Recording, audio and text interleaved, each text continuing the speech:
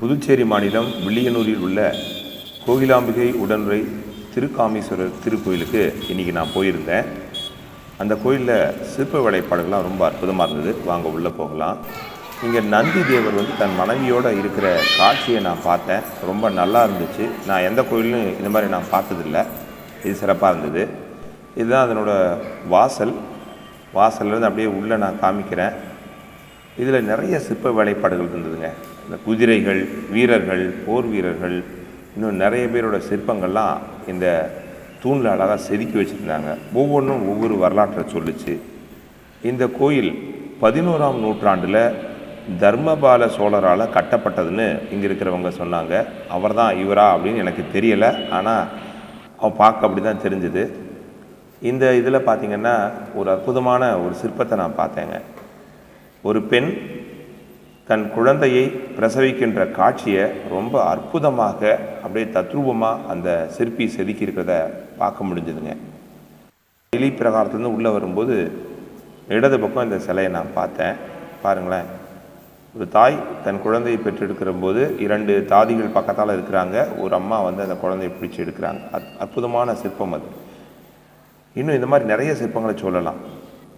அந்த காலத்தில் மனிதர்களுக்கும் மிருகங்களுக்கும் இடையே மோதல்கள் நிறைய நடக்கும். பார்த்திங்கன்னா ஒரு கரடி ஒன்று ஒரு மனிதனை கடிக்கிற மாதிரியான ஒரு சிற்பம் இது.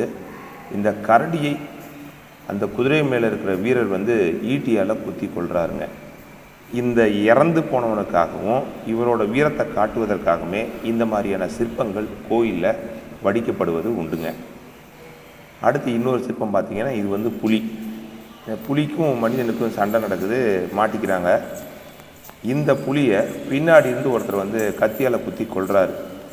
அப்பப்போ நகரத்துக்குள்ளே இந்த புலிகள் சேட்டை பண்ணுது, பூந்து ஆளை காலி பண்ணுது அரசர்கள்கிட்ட சொல்லவும் படை வீரர்களை அனுப்புவார் அரசர். அந்த மாதிரியான மோதல் தான் இது. இதுவும் அதே மாதிரியான இன்னொரு மோதல். இது புலி தான் ஒரு மனிதனை ஆக்ரோஷமாக அப்படி தாக்குது.